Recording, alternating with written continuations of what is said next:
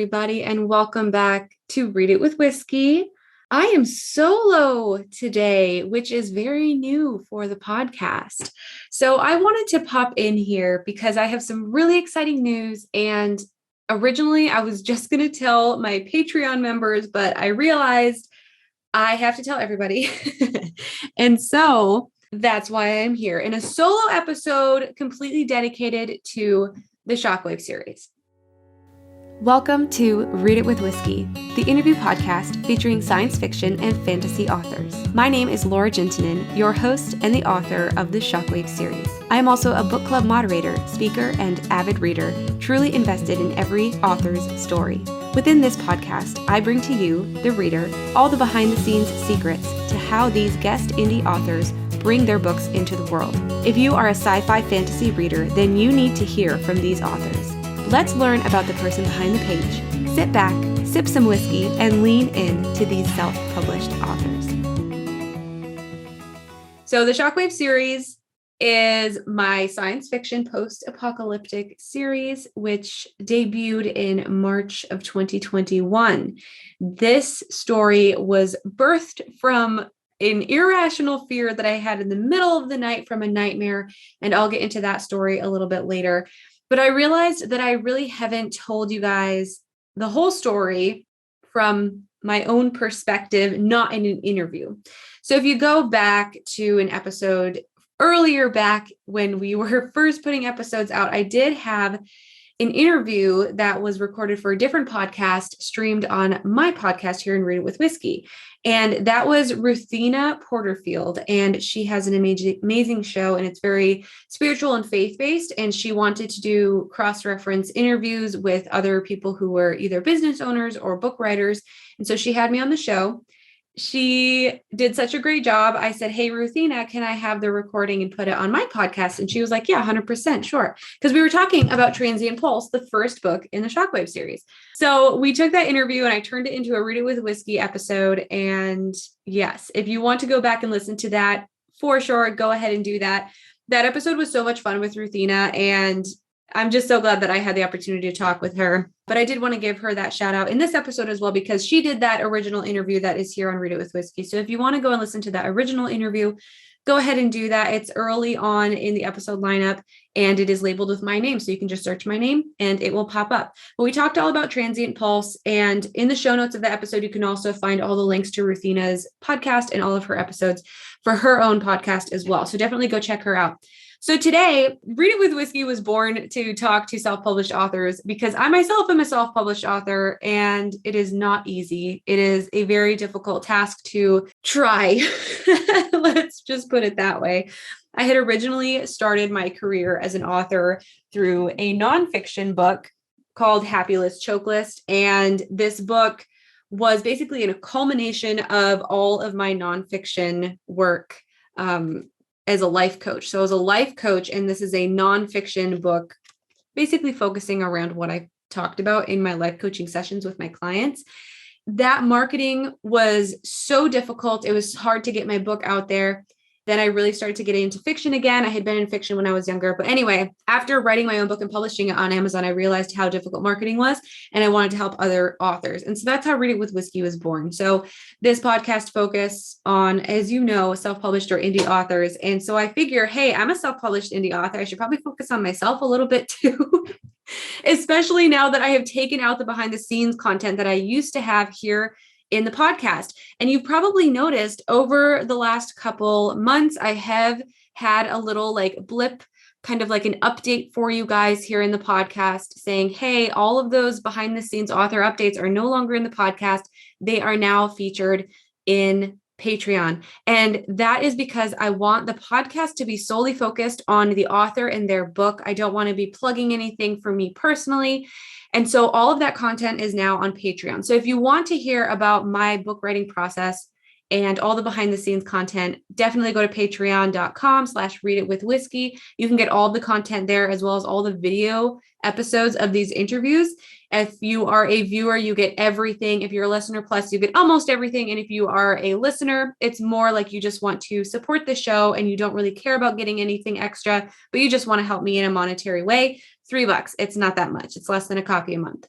all of that being said, I now don't do these behind the scenes or personal author updates here on the podcast. And so I figured I might as well have an episode where I talk about the Shockwave series because I have a huge announcement coming up. And I wanted to make sure that the general audience was aware of this update rather than only my patrons. So that was just a long way of saying I'm going to talk about my own books today.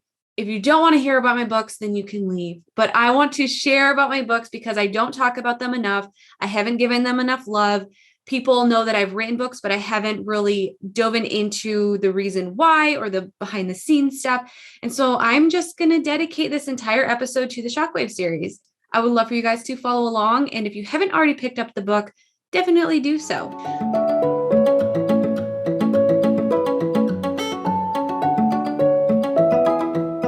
I figured for this episode, we would talk about the book series. We're not going to go into too many spoilers because we don't talk about spoilers here on Read It with Whiskey, but I do want to answer the questions that I ask every single author every single time I interview someone, because I haven't answered these questions before to you, my audience. So I want to make sure that I am telling you all of the behind the scenes of why I wrote this book and who I am as a person, because you've been learning about all of these authors, and I think it's about time you learn a little bit more about me. So to start off, why did I decide to start writing and become an author? So you may have heard me talk about this in the past, but I actually had an experience when I was young where I really wanted to be an author. I really wanted to write books, and that's all I wanted to do. And I would write and journal. I never really wrote stories per se, but I just loved the idea. I romanticized the idea of becoming an author. And somewhere along the road, somebody told me that I could not make a living as a writer. To this day, I still don't know who said that. But regardless of who it was, I have no idea.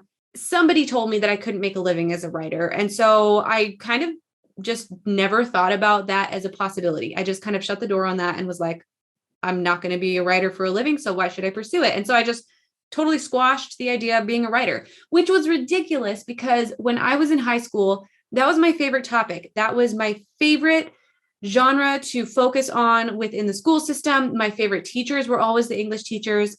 I was in the advanced placement English class my senior year. It was a great experience. And then when I went to college, I still had that hesitancy in the back of my mind, like I can't make a living as a writer. So I did the bare bones writing classes that you needed to do for any degree, and I didn't think anything of it. It was shut down before it was even really dreamed about, which is really sad because I just think back to all of the years I could have been writing where I wasn't. And at the same time, I'm kind of glad that I wasn't writing way back then, because I think my writing would have been completely different. I was a completely different person when I was in college. I've grown so much throughout the last 10 years. So I'm kind of fortunate that I didn't write, but at the same time, I'm like, I could have been such a more developed writer in general if I had started writing all that time ago.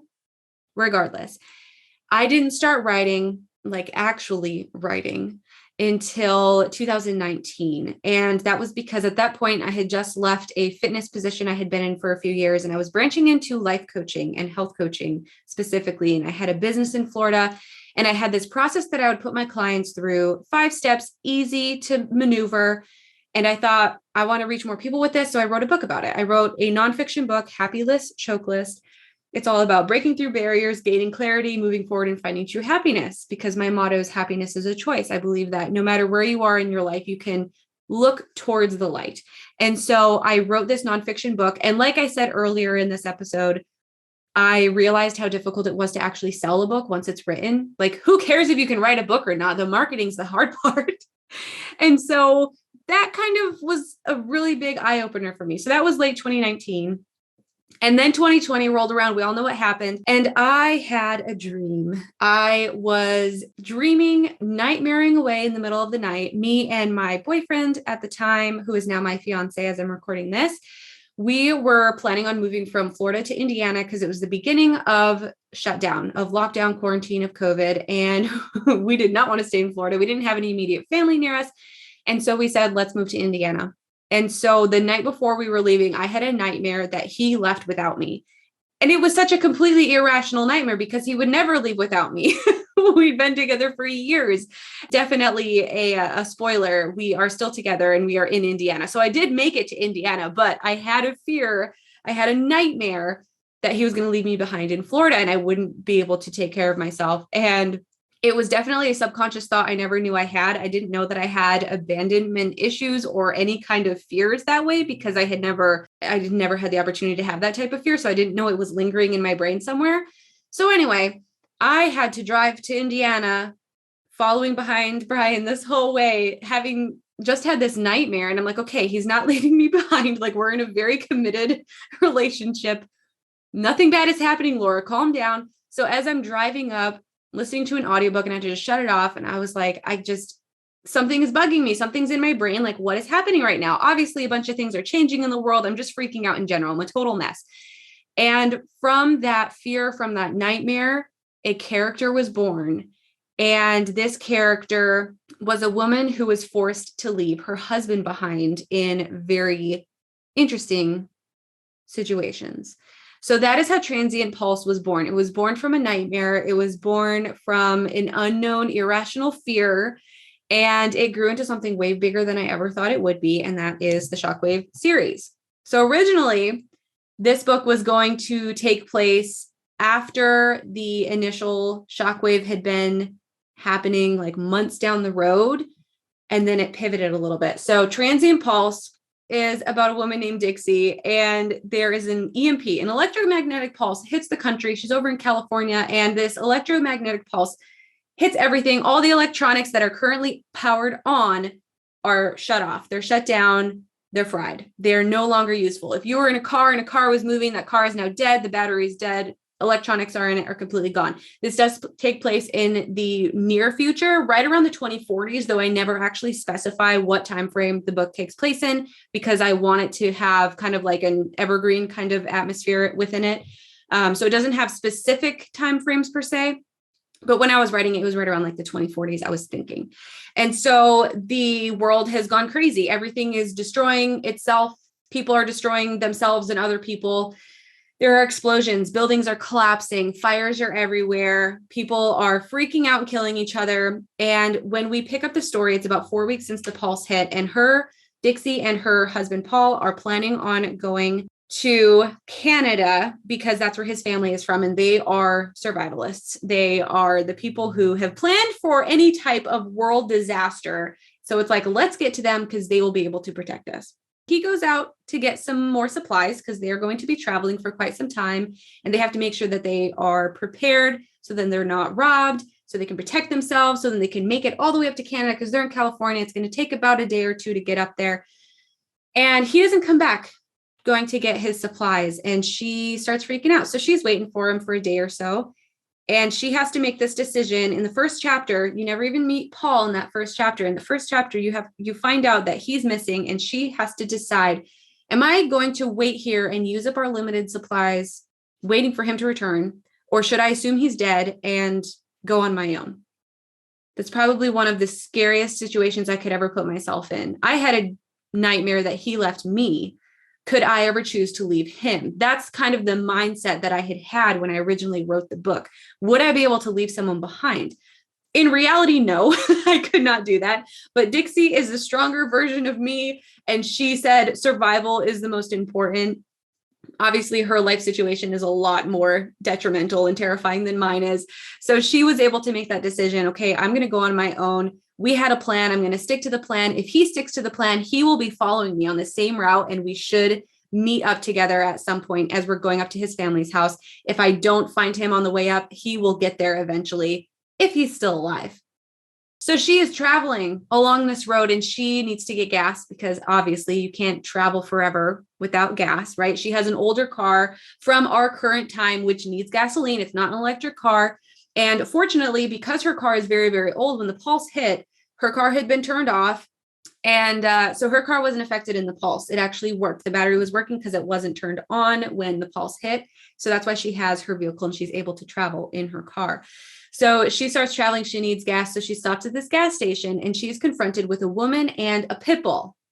And it's a pit bull because I love pit bulls and I want one. So that's why that's that kind of dog. There's no other reason. It's just a cute little puppy. Okay. His name is Crater and the woman's name is Bryn, and they meet each other. And then they find out that Dixie finds out that Bryn is hiding from chasers. So the chasers are the people who are basically, they're trying to take over the world. They're trying to hoard all of the different supplies to survive. They're killing people if they need to in order to get these supplies. They're just like those ravages people that you see on any type of post-apocalyptic story. They're the ones that you want to run away from because they're going to kill you. Okay. So these people had been sitting out at the gas station, and Bryn had gotten stuck with her car, had a flat tire. So she's been hiding out from them for a few days. And then Dixie comes along and Bryn's like, you got to help me. You got to save me. The bad guys come running around the corner. And Dixie, because she's a good person and she wants to help people, she is working towards the betterment of humanity in general. She's a foster care worker in her old life before the pulse hit. So she's a very good person. She's like, okay, hop in my car. So she hops into her car and away they go. And that is how the book starts. That's the first couple of chapters. And there's so much more that happens that I would love to tell you guys. But basically in this book, Dixie is trying to figure out if Paul's alive, if he's going to make it up to his family's house in Canada. And that is where she is heading with Bryn and Crater the dog at that point in the story. So I'm not going to tell you much more, but she is on her trajectory up. And there's a lot more that happens, which, like I said, I'm not going to tell you the entire story, but that's essentially Transient Pulse in a nutshell. So to sum it up, I am going to read the back of the book just so then you can have a more concise introduction to the story. So Transient Pulse, book 1 of the Shockwave series. When the nation is hit by a mysterious shockwave, the resulting power outage interrupts the world as we know it. Everything that was powered on at the time of the transient pulse is destroyed, seizing cities and populations in mass explosions caused by the rippling aftershocks.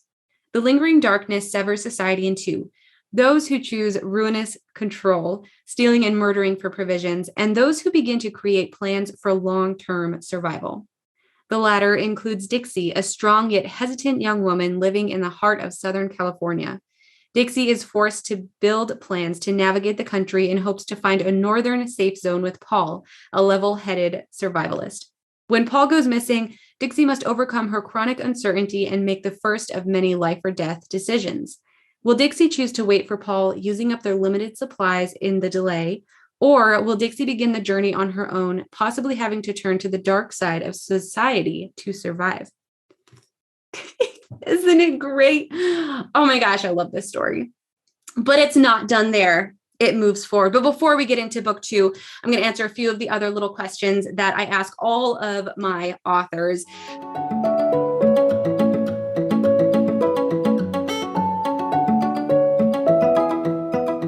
So I talked about where I started and decided that I wanted to be a writer. And a lot of people actually ask me on social media, is this your full-time job? What do you do for work? And no, this is not my full-time job. This is a complete hobby and side hustle, side gig that I have going on.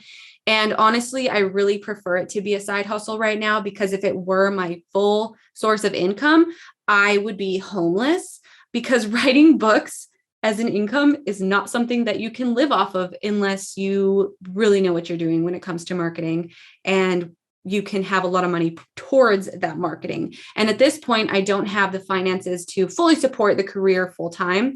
So I do have a full-time job. I am an online event coordinator for a company. It is in the beer industry, and I do that full time, 9 to 5. At home, I work from home right here in my office, if you're watching this, and I absolutely love it. It's amazing. And it gives me the freedom to write and podcast in the mornings and evenings, because I am working from home. So it's very easy to transition into my hobbies before and after work. So that's what I do for a living full time. I would love for my author career to be a full-time gig eventually, but as of right now, it's not going to be that. Hopefully sooner than later, but we shall see. I'm really happy with my full-time job, so I'm not in any hurry. But yeah, I would never pass down the opportunity to write full-time. So how many books and works do I have published? I love asking authors this, because it really can open up people's perspectives of what people write, because a lot of people who write in fantasy or sci-fi, they write in other genres as well. And that is definitely the case for me. I have Happy List Checklist along with a journal that accompanies that. That is the Breaking Through Barriers book. And I also have the hashtag series for creative entrepreneurs. So this is a 3-part mini novelette series. It's nonfiction. It's for creative entrepreneurs. There is hashtag me time, and that is all about avoiding burnout as a creative entrepreneur. Hashtag we time is about gaining freedom as a creative entrepreneur. And then hashtag work time is about networking growth as a creative entrepreneur. So this 3-part series, along with a workbook that I created, all of these go together to help creative entrepreneurs who are podcasters, writers, Etsy store owners, YouTubers. If you have a sticker store or jewelry store, anything like that, if you make blankets, any kind of creative endeavor, these books are going to help you to make sure that you are balanced in your everyday life. Your work-life balance is balanced, and to make sure that you have enough time for yourself so you're not burning yourself out, as well as you know how to grow and network as a creative entrepreneur. So that series was actually built from October through December 2021. It was very quick. It's only about 10 or 12,000 words per novelette. It is very, very short. Eventually, that series will become audiobooks and e-courses. However, I'm focusing on finishing the Shockwave series first. So those are the nonfiction, Happy List Checklist, and then the hashtag series. And then my fiction, so far it's just the Shockwave series as I record this. But eventually it will be more. I have other works in the plans, which I'll get to in a second. Okay, so why did you choose self-publishing over the traditional route? Really, I'm a control freak. And I've talked about this on a lot of different episodes within the podcast. I want to be able to control my work, and I want to be able to control what is inside my books. And I also want to control the timeline, because if I really stuck to my original timeline, I would not have produced as accurate or good content as I have. I think I would have stressed myself out if I were under the constraints of somebody else. And that's just a personal thing. I don't like the control. I don't like other people having control. I prefer to have the control. That was the main reason. But would I ever go traditional in the future? I would be open to the idea. I would be open to the idea if it were a standalone book where I didn't have any other ties to it. For any type of series, I would want to have full control, because I would want to be able to have control of any kind of spin-offs, novelettes, prequels, sequels, prologues, epilogues, all of the words. And so if it were a standalone where I knew I wasn't going to work anymore within any certain book, I probably would bring that to a traditional publisher. But I think I would keep all my series to myself, because that's where you can actually make money as a self-published author. But yeah, we'll see what the future brings. I'm definitely open to conversations. I would never pass the opportunity to speak to a traditional publisher. All right, so next up, what is my writing process? Right now, it doesn't exist. And that is why I am here making this episode specifically about my series. I am using this episode as motivation for myself to actually get this book written. Transient Pulse and Oscillation Rising were both originally developed through the NaNoWriMo challenges online. Transient Pulse through NaNoWriMo 2020 and Camp Nano it was just NaNoWriMo 2020. Yeah. And then I finished it up in the first few months of the year. And then April 2021, Camp NaNoWriMo was when I originally worked on Oscillation Rising. Camp Nano in July 2021 was when I finished Oscillation Rising. And then in November 2021, I started Static Equilibrium. I did not hit my goal for NaNoWriMo. And at this point, as I'm recording this, I am about 32,000 words in for Static Equilibrium. So why do I tell you this? I tell you this because I have no rhyme or reason about how I write my books right now. It is all pantsing. I fly by the seat of my pants and I write whatever my characters want me to write. And I think the reason why the third book is giving me so much trouble is because it has to be plotted. Because to tie in everything from book 1 and book 2, I have to know what's going to happen at the end of book 3. And I'm a pantser, so plotting is really difficult for me. So I know in the future, I'll probably write more so standalone books, because plotting is not for me. It gives me way too much stress and anxiety. So right now, my writing process is kind of all over the place. I definitely work better on a deadline when I have to write a certain amount of words every day. And I'm not afraid to write 500, 2,000 words a day straight through and then go back at the end and actually edit at that point. I don't like editing as I go. If I open up my manuscript and start editing what I worked on the day before, I'll never actually get more words down because I'll be so critical of what I worked on yesterday and so meticulous about how I'm editing it that I won't actually add words. So I have to basically binge write so then I can binge edit afterwards. That's my writing process as of right now. I would like to learn how to plot and be more methodical about my books. But I think if I pursue standalones in the future, it won't really matter anyway. I'm basically going to let myself do what I want to do when it comes to writing my books. And I'm not going to put too much pressure on myself because that's when I stopped writing. So that's my process right now. It will definitely evolve as I grow as a writer. And I'm not afraid to change my mind later on and say, yeah, I was an idiot back then.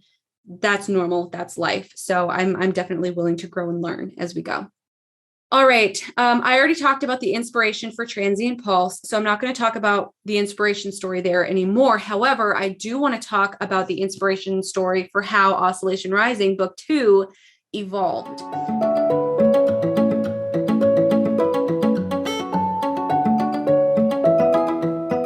So Oscillation Rising Book 2, I'm going to read the blurb just like I read for the first book because you'll see it is very different from the first book. Oscillation Rising. Forced to flee the one place Dixie thought was going to be her refuge, she sets out to reunite with her lost allies. An ongoing rain of shockwaves continues to devastate the nation, causing an electrically enclosed community, Oscillation, to rise as a haven of hope to remaining survivors. Determined to uncover the secrets of her past, Dixie now pursues Oscillation with her small group of companions, discovering more secrets to add to her ongoing hunt for the truth. Will Dixie find the answers she seeks? Or will more mysteries be unleashed surrounding her family and the future of the nation's existence? So Oscillation Rising is a very different perspective. You can see that she thought that she was going to be safe somewhere, and she realizes she has to leave and find allies. So I'm not going to give you the spoilers of what happens at the end of Transient Pulse, but that will tell you a little bit of what's going on. There's also a community called Oscillation that has been created. So in the original idea of having an EMP for the destructive catalyst that really erupted the whole beginning of the book, the EMP was a topic of discussion within my family. I don't even remember when this was, but we had been talking about how would we defeat America if we were given the chance? How would we overthrow America? And I'm pretty sure we were just talking about war and kind of doing the whole conspiracy theory. How is America going to be attacked? You know, this was years ago, years and years ago. And one of my relatives said, an electromagnetic pulse. That is what we would do. We would shut out all electronics. Nobody can survive without electronics in the States. It just makes sense. And that idea stuck with me for so long.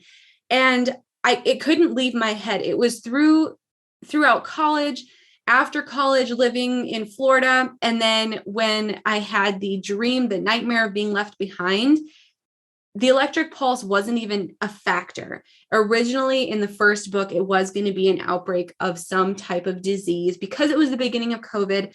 And I didn't want it to be a disease because I was like, I don't want it. I want people to escape within my book. I don't want them to read it and say, wow, this is what's happening in the world right now.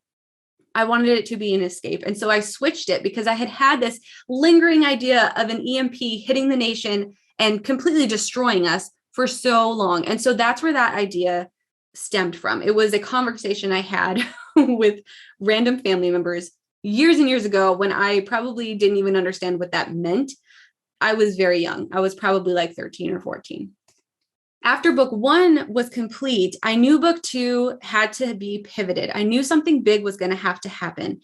And I had always imagined, okay, if there's an electromagnetic pulse, how am I going to protect myself? I want to be enclosed where I can have electricity. I want to be in a safe place where people can't attack me. I don't really want an underground bunker because I want to see trees and animals and aliveness, just the world. And so the idea of an electrically enclosed community came into my mind. And this was something that I had daydreamed about as a kid. I was like, wouldn't that be cool if we lived in a little dome and no one could get inside? It would be like an igloo. And I remember playing as a kid in the snow, and we would build these forts where we would have tunnels through the snow. And I was like, this is so cool because people can't reach me. I'm safe. I feel safe and secluded, and I don't have any threat from the outside world. And that evolved big time into Oscillation, which if you open up the book cover, the actual dome goes throughout both of the sides of the cover. And we can see our main character, Dixie, looking down into Oscillation, which is this community within the electric dome. So that was the inspiration for the second book within the series. So that's just a little bit of insight into how it continues on from Transient Pulse into Oscillation Rising. And Oscillation is actually the name of the community. The little dome is called Oscillation, hence Oscillation is rising. The city is rising. It's becoming a place of refuge, of protection. And then we're going to move on to book 3, and everything is just going to get more exciting. Okay, but we're going to move on with these questions for right now.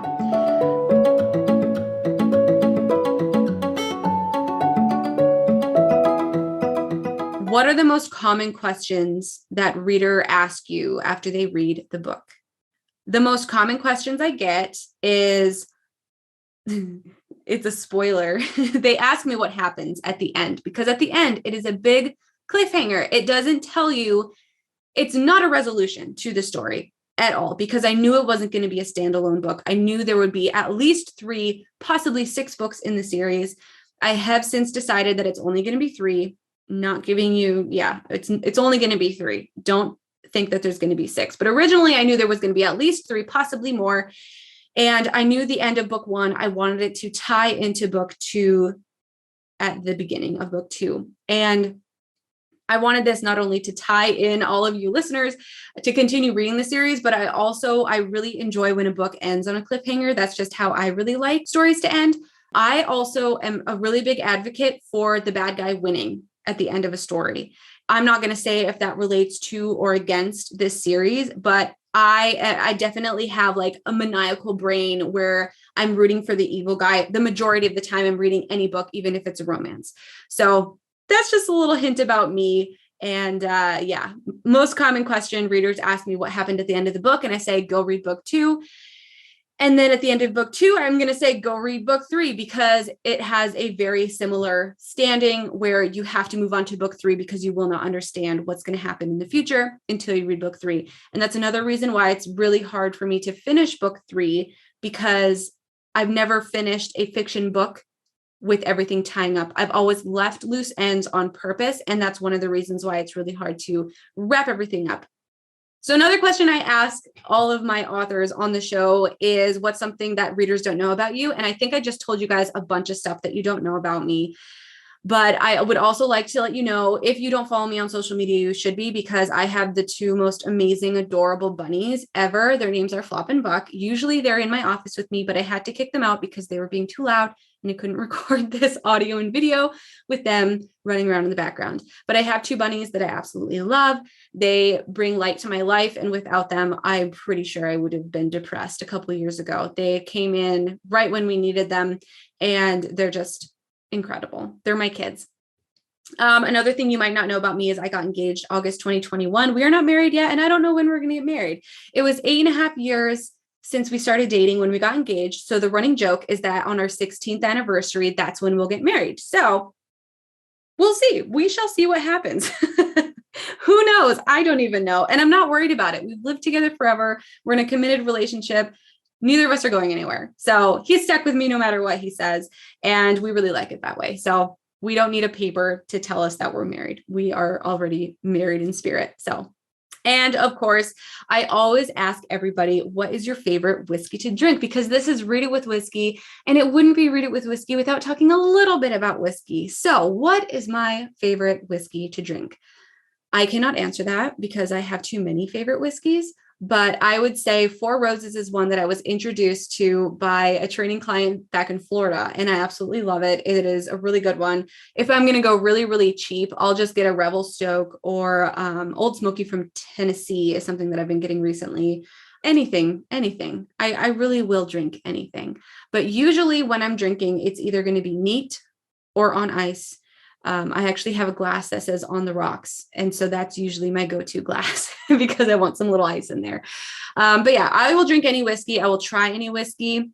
And usually I will just drink it neat. That's the easiest way. I like it to be a little bit warm, not necessarily chilled or on the rocks. It depends on my mood. In the summers, I'll definitely have it on the rocks more often. Finally, any projects that I'm working on currently, and that is where the meat and potatoes of this episode comes from. So I have Transient Pulse and Oscillation Rising out, published, ready for you to read and love. And I'm still working on Static Equilibrium, but I am announcing today that I have a release date. And I'm terrified because I'm really only halfway through writing my book right now. So the fact that I am announcing a release date is so much pressure, but I need that pressure in order to get the book out. So I don't have the blurb written yet. I don't have the ending of the story yet, but I will tell you that Static Equilibrium will be published on August 28th, 2022. And I'm so scared of saying those words because if it doesn't happen, I'm going to freak out. I'm going to be banned from Amazon because if you cancel a pre-order, then they will not let you do a pre-order for a year. So regardless, I'm going to have that pre-order set up. It is set up right now as you're listening to this. Go ahead to Amazon and pre-order Static Equilibrium so you can follow along the story. In book one, Dixie really is in a pickle. She's got to figure out where she's going in the world, and she has to make her way across the country with herself and a random stranger. Like, nobody wants to do that. Okay. Well, then in book two, she finds a community of refuge. Okay. Is that community going to be a community of refuge? We'll find out. And in book three, who the hell set off the EMP? And can we kill them already? Because I don't want to have electric pulses confronting my life for the rest of my life. That is the motto and theme from book three, Static Equilibrium. Who's the evil guy? Why haven't we killed him yet? So that is your Read It With Whiskey episode for today. Thank you guys so much for listening. And this was definitely formatted and recorded in a completely different format than usual, but we will be back with our regularly scheduled episodes next week. And next week, we will be talking with R.S. Williams. She is the author of Kingdom of Lies, and this was such a fun fantasy story. If you're not following R.S. Williams or the Author Accountability Podcast, which she co-hosts, definitely go ahead and do that. But thank you guys so much for watching, listening to this episode. I'm so excited for Static Equilibrium to be out. Go and put in that pre-order. I would really appreciate it if you did so. The pre-order is up for ebook, but the paperback will be available also. Oh my gosh, I'm so terrified, but so excited at the same time. All right, everybody, until next time. You've been listening to an episode of Read It With Whiskey. I am your host, Laura Juntunen, and I just wanted to personally hop in and say thank you so much for listening. Your support of the podcast means so much to me, and I would really appreciate it if you could go onto your favorite podcast platform and rate and review the show. By rating the show, you're going to help more people find the podcast so then we can grow. Once you review the show, share it on your social media, share your favorite episode with your friends, and come back next time to hear more from self-published authors. I'll talk to you soon.